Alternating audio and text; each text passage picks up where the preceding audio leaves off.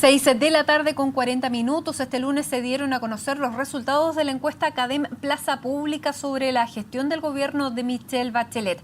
Vamos a revelar lo que revela este sondeo. Respecto a la aprobación de la mandataria, un 49% de los encuestados, independiente de su posición política, desaprueba la gestión de la presidenta, mientras que un 39% está de acuerdo con lo que se ha realizado. Un 8% no aprueba ni desaprueba la gestión de la jefa de Estado y un 4% no sabe o no responde. En cuanto a las expectativas del gobierno, un 47% cree que a Chile le irá regular bajo el mandato de Bachelet. Un 33% considera que le irá muy bien o bien y un 19% piensa que le irá muy mal o mal. Solo un 1% de los encuestados no sabe o no responde. Sigamos con las áreas de gestión. Y veamos, Relaciones Internacionales es la mejor evaluada con un 64%. La sigue la creación de empleos con un 38%.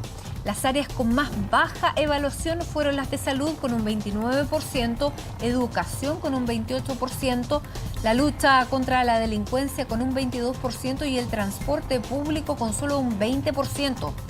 Respecto a la reforma educacional del gobierno, este sondeo reveló que un 54% está en desacuerdo con este proyecto, mientras que un 37% está de acuerdo con esta iniciativa. Un 5% no está de acuerdo ni en desacuerdo y un 4% no sabe o no responde. También se consultó sobre la interpelación al ministro de Educación Nicolás Eizaguirre la semana pasada y el estudio manifestó que un 47% de los encuestados considera que no se justificó. Un 32% cree que sí tiene justificación este acto, mientras que un 21% no sabe o no quiso responder. Bueno, son parte de estos resultados de esta encuesta que ha publicado Plaza Pública CADEM, y para ahondar en estos resultados nos encontramos aquí en CNN Chile con el decano de la Facultad de Gobierno de la Universidad del Desarrollo, Eugenio Guzmán, y el ex ministro de Estado y PPD, Francisco Vidal. A los dos, bienvenidos y muchísimas gracias por encontrarse aquí en CNN Chile para analizar este encuentro y otros temas, porque también a esta misma hora se está realizando este cónclave en La Moneda que ya veíamos. Todos los ministros y personeros de la nueva mayoría están reunidos para ver cómo siguen en el camino hacia adelante. Quiero partir por Francisco. ¿Cómo considera usted esta encuesta? ¿Cómo la reciben cuando hay una desaprobación del 49% y toda la aprobación que en un comienzo estaba bastante alta en cuanto a materia de reformas, reforma tributaria, reforma educacional, expectativas? Todo, si uno ve en los gráficos, han ido a la baja. O sea, yo la recibo mal. Significa que estamos en una fase preocupante como nueva mayoría. Y lo más relevante, sea la CADEM, sea la otra de Adimark, la de la Diego Portales, que son las que hemos visto, las públicas, y ahora estamos esperando la CEP, claramente muestran una declinación tanto de la aprobación general del gobierno como de las principales reformas. Ahora, ¿cómo uno puede interpretar políticamente un proceso de reforma, sin duda, que te genera una reacción, una contrarreforma, que ha sido muy fuerte desde el punto de vista comunicacional, sobre todo? Una parte.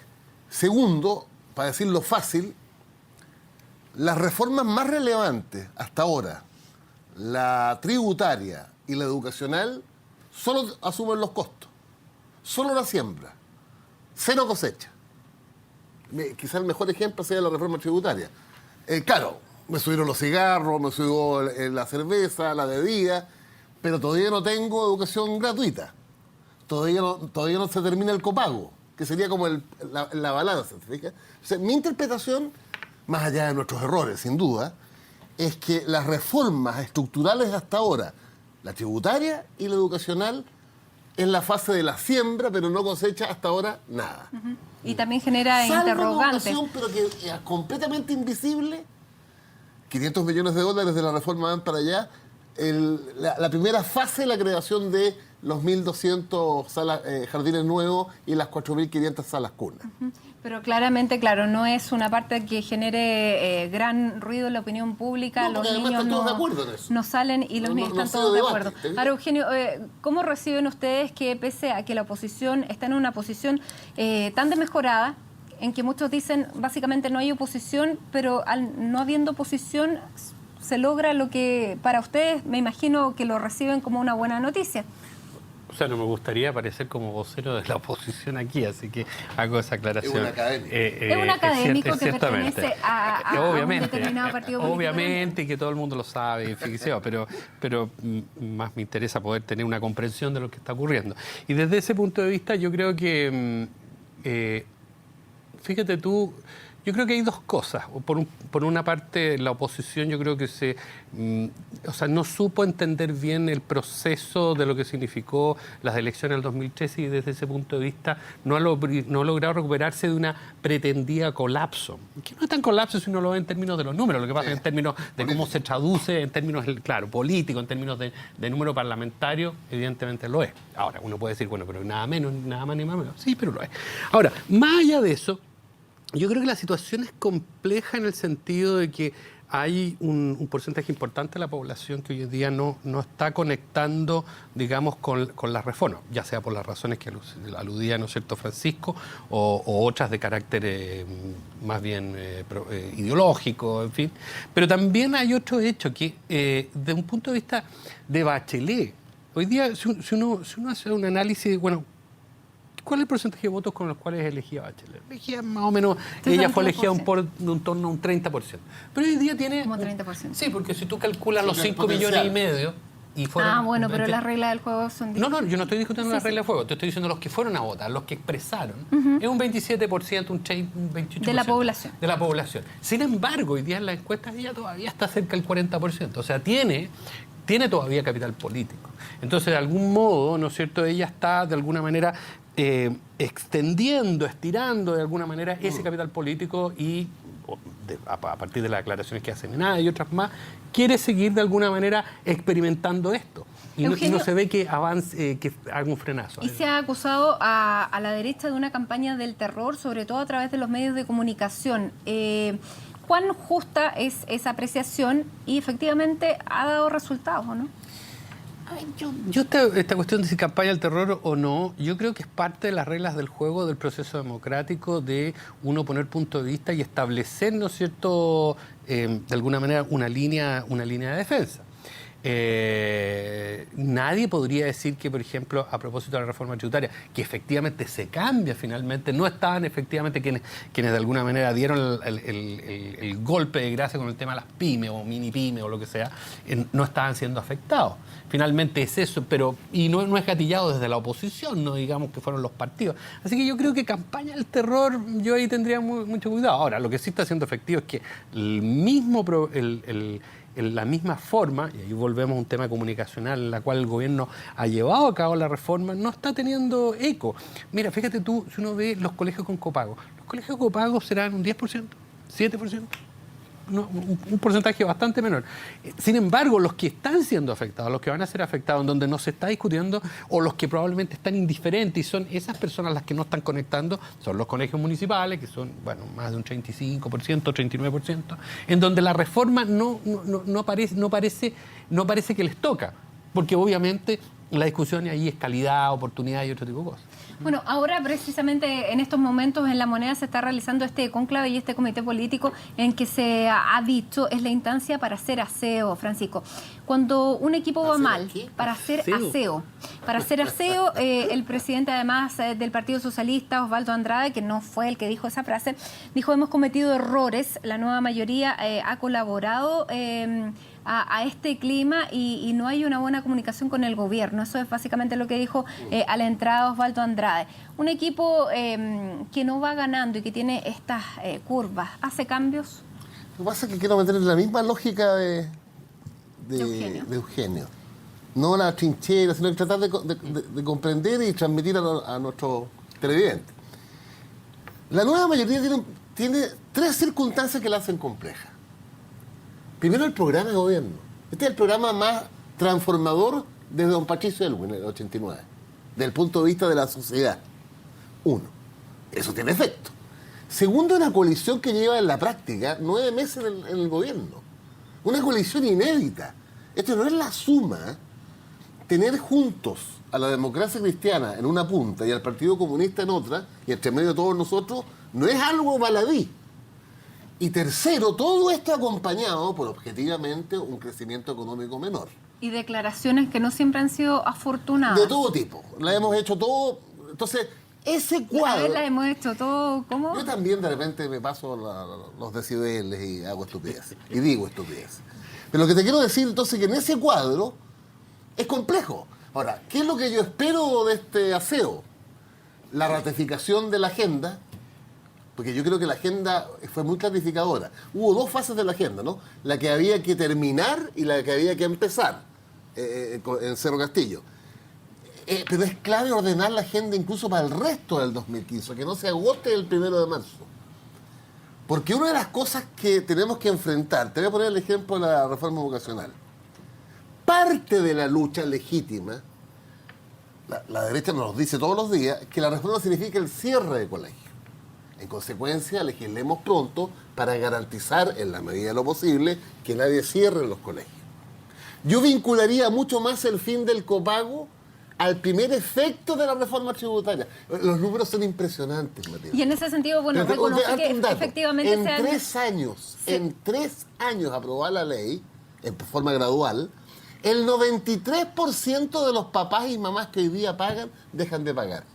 ¿Y usted cree que eso la gente lo tiene claro? Que las personas están en la casa viendo que por un lado Bueno, les dicen hay hay colegios que se van a cerrar y el gobierno dice no hay colegios que se van a cerrar. ¿A quién le cree uno? ¿A quién le cree el otro? Bueno, muy fregado, porque además el sostenedor, que no son todos sinvergüenza ni mucho menos, pero hay un sostenedor que defendiendo sus intereses, me consta, le ha dicho a los padres y apoderados, si se aprueba así, yo me transformo en particular pagado. Una enorme frustración.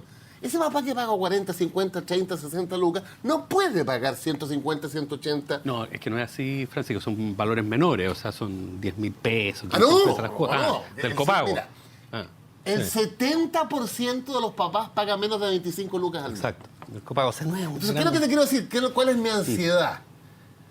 Decirle a la nueva mayoría y a su expresión parlamentaria que no es una obsesión esto del 31 de enero. Tenemos que cosechar rápido para que la gente vea en la transformación y en la reforma un resultado. Mira, fíjate que a propósito de eso lo que dice Francisco, yo creo que hay varios otros elementos a propósito. Yo creo que desafortunado un poco el tema en la palabra cónclave, ¿eh? Porque bueno, si bien, porque es cerrado, claro, contribuye a la... No, y sobre todo los cónclaves son exacto, ¿para qué son? Para elegir papa, un fraseo medio religioso en estos tiempos como raro. Ese es ¿Ah, sí? Entonces siguen tirando cosas. Claro. Entonces yo creo que primero es un error, segundo porque se han hecho mucho. Tercero, porque no está la presidenta. Y eso al final de cuentas genera el siguiente contraste. Bueno, esto es una reunión para verse las caras entre personas que se las ven muchas veces o se las ven todos los días. Todos los lunes, o todos los lunes por lo pronto. O es es una reunión en el fondo para pedirse perdón, entonces ya nunca más. O es algo un poco más de largo plazo. Por eso, en ese sentido, yo creo que la gran pregunta es por qué Bachelet no está invirtiendo capital, o su antiguo capital político, es decir, yo voy a ordenar esto. Hubo un cónclave a propósito con los ministros. Se habló de nueva ruta, tampoco. Yo creo que todos son errores que te van de alguna manera horadando un poco este tema de la creencia o la confianza. Está ausente la presidenta y falta la conducción política. Incluso el expresidente Ricardo Lagos dijo que faltaba cierta conducción política cuando estuvo en el foro de ICARE. ¿Qué de cierto hay? Yo creo que no. Es decir, no puede estar más presente. Mira. ¿Por qué no estaba hoy día? Y en eso estaba de acuerdo con Eugenio. Soy como Walker, quiero matizar. Yo soy doctorado en cónclaves en mi vida. En general, el presidente se deja como para la última razón, ¿no? En general, mira, no sé si de decenas, pero varias manitos mías de cónclaves que tuvimos en la concertación. Sí. Ahora, Pero también Pero es si una tú me presencia de preguntas a un mí, a mí me hubiera líder que gustado que hubiera tenga estado él. poder. Pero claro, o sea, fíjate tú que ahí uno va a otro punto, creo yo, tengo la impresión de que cuando se construye la nueva mayoría, ¿no es cierto?, es una construcción electoral, es un pacto electoral. Pero también pretende ser programático, o sea, tiene esos dos pretensiones, esos dos pies. Pero siempre, nunca hay que olvidarse que para construir confianza, ya en un punto de vista emocional, afectivo o marginal, mecánica, no basta con que tú acuerdes elementos generales. Y resulta que cuando tú empiezas a hacer las bajadas de esta reforma... Ahí vienen los matices. Y ahí vienen los matices, y ahí viene el problema. Sobre todo entre personas que no se conocen. O sea, yo no creo que mucho tiempo llevaban jugando, no sé, el PC con la DC. O sea, cuando nace la concertación, piénsate que la concertación, antes de llegar al gobierno en el 89 o el 90, para ser más exacto, bueno, operó durante 10 años prácticamente. Desde el 83. ¿Por qué era necesario que estuviera hoy día la presidenta Bachelet en esta reunión para no hablar de cónclave? Que yo creo que la situación amerita que la presidenta, así como se la jugó en ENADE, para decirle a los grandes empresarios, mirándolos, pues, ¿no?, que ella va a perseverar, que prefiere comprarse el conflicto y la divergencia, pero no dejar de pasar la oportunidad de un Chile más justo. Esa presidenta que yo vi en la ENADE, con ese carácter, con esa valentía y fuerza, me gustaría verla también conduciendo la nueva mayoría. Y ahora, con la misma claridad. Sobre todo que no hay el liderazgo, o sea, ella no tiene sustituto. A ver, si tú tenías en gobiernos anteriores, si bien los ministros del Interior u otros ministros tenían un peso. ¿Y Peñalillo no tiene ese peso? Yo creo que Peñalillo, no sé si tiene ese asidero dentro del resto de la concertación, ni siquiera dentro de su propio partido, o sea, no, lo desconozco, pero tengo una hipótesis de que él no representa ese peso que podrían haber tenido otros ministros o que tuvieron otros ministros. Se lo vamos a preguntar luego de la pausa a Francisco, que es del mismo partido. Vamos a ver si efectivamente tiene el mismo peso o si está solo, como dicen muchos. Bueno, vamos a hacer una pausa. Al regreso vamos a seguir debatiendo, conversando sobre esta encuesta CADEM y también las consecuencias políticas de esta reunión, para no llamar cónclave, que está ocurriendo a esta hora en el Palacio de la Moneda. Hacemos una pausa, faltan 4 minutos para las 7 de la tarde, ya regresamos. Y ya se los decíamos, continuamos conversando con el decano de la Facultad de Gobierno de la UDD, Eugenio Guzmán, y también con el exministro de Estado, Francisco Vidal, sobre esta encuesta CADEM y la reunión de la nueva mayoría en La Moneda, una encuesta CADEM en que la aprobación presidencial llega al 39%, mientras que la desaprobación al 49%. Todas las reformas que partían con una también buena aprobación van a la baja. Tampoco hay grandes expectativas sobre el crecimiento del país. Se califica negativamente la interpelación parlamentaria. Y en eso... Sí. Sobre el crecimiento hay una cosa que me llamó la atención. Es de que la encuesta CADEM, mira la mirada global que hay, que es crítica.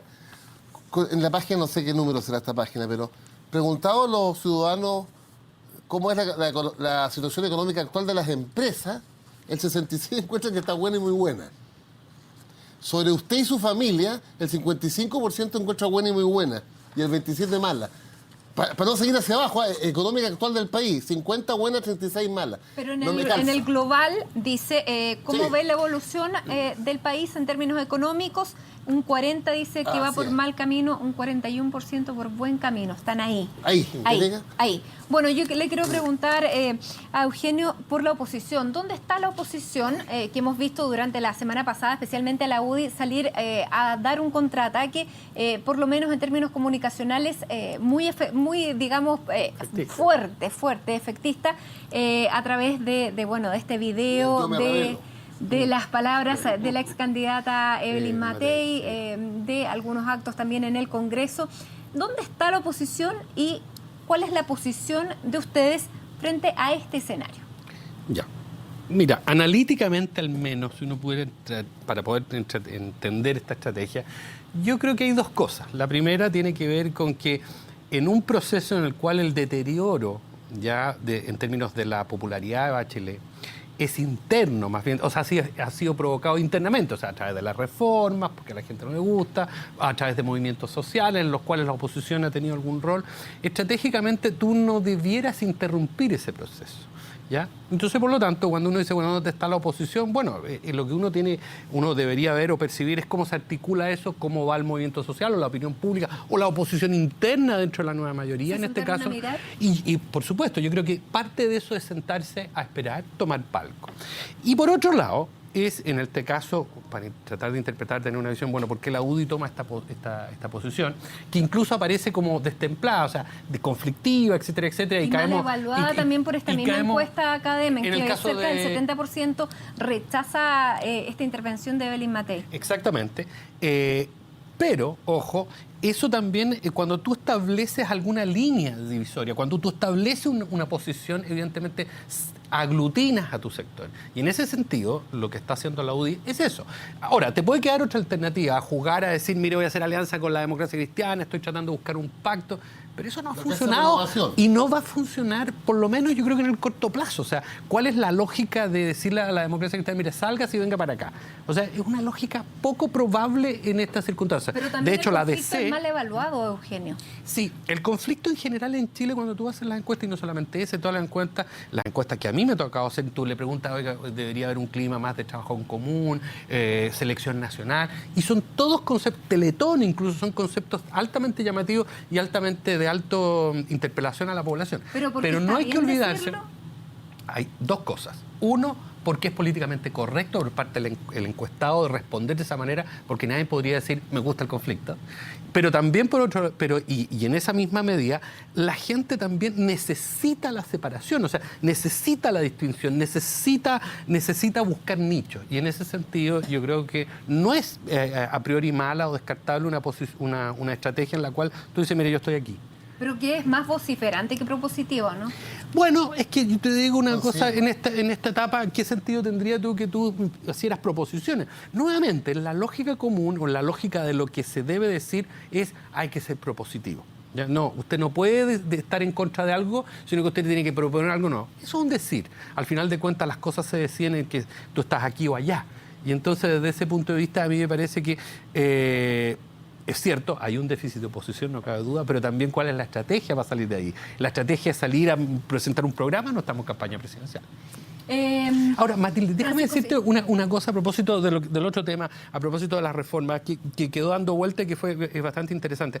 A propósito del tema comunicacional, que el que ha destacado Francisco, fíjate tú que uno de los temas que no tomó en cuenta el gobierno, yo creo, es ¿en qué contexto del país estamos? Un país muy desconfiado, en el cual los mensajes, decirle a la gente, mire, créame, porque en 10 años más usted va a estar mejor, en un sistema tan desconfiado, de tantas desconfianzas, en donde te lo muestran todas las encuestas, todos los estudios serios, yo creo que fue una estrategia. Son de 4. Exactamente. Francisco, con este diagnóstico, con este panorama que tenemos ahora, si estuviera en la moneda hoy, ¿cómo se sale de esto? En esa hipótesis, lo que les he dicho,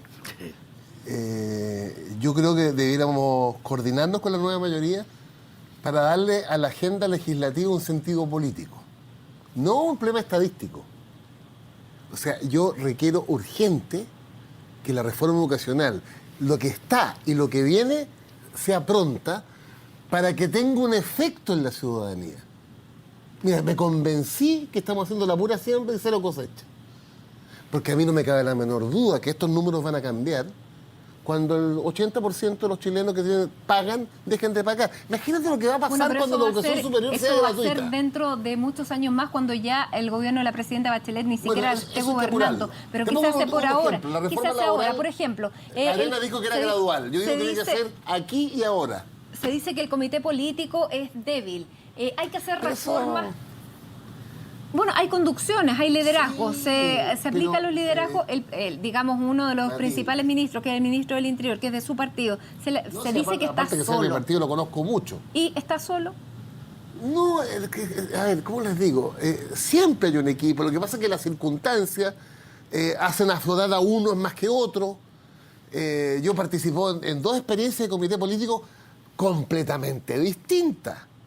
Mira, en una con Pérez Llome, con Velasco, y en la otra con Insulza y con Izaguirre.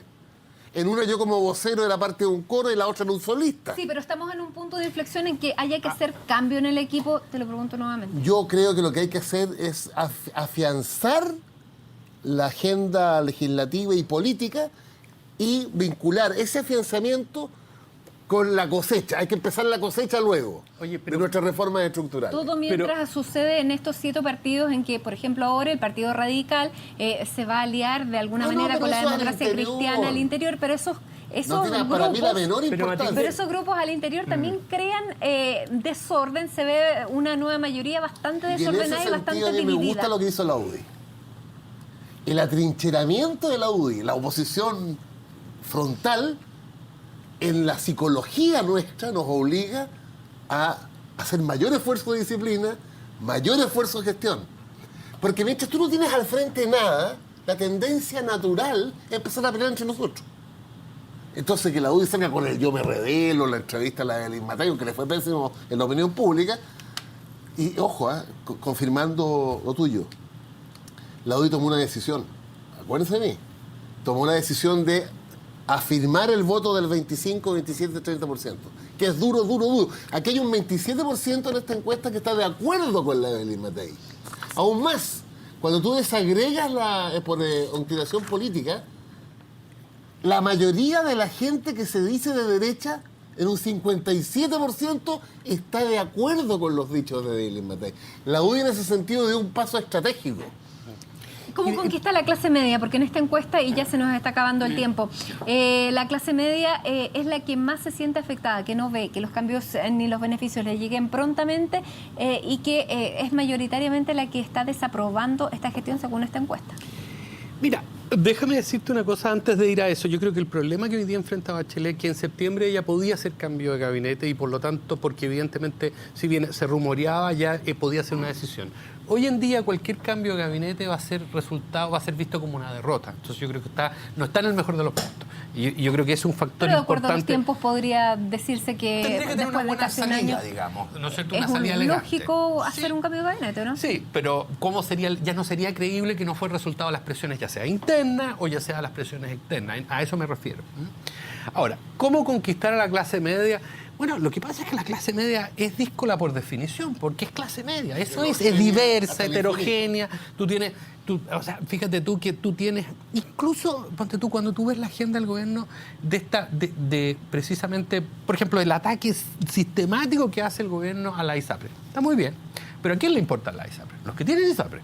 ¿Cuántos son los que tienen ISAPRE? No son exactamente, no son las clases medias. Evidentemente, el mundo del resto de la salud es complicado. Obviamente el gobierno no quiere meterse porque sabe que hay una papa caliente. Pero evidentemente la clase media es la que está, porque uno cree que la clase media accedió toda a ISAPRE. No, se equivocan. Hay una gran cantidad de personas que todavía están en FONASA. Exactamente. Bueno, entonces, le puede pasar entonces al gobierno de Bachelet lo que le pasó a Dilma, que casi no sale porque precisamente las clases medias, que antes eran clases bajas, que eran las que votaban por ella, tenían absolutamente el voto decidido y ahora en el sentido de las reformas estructurales del gobierno, la inmensa mayoría apuntan precisamente a esta nueva realidad.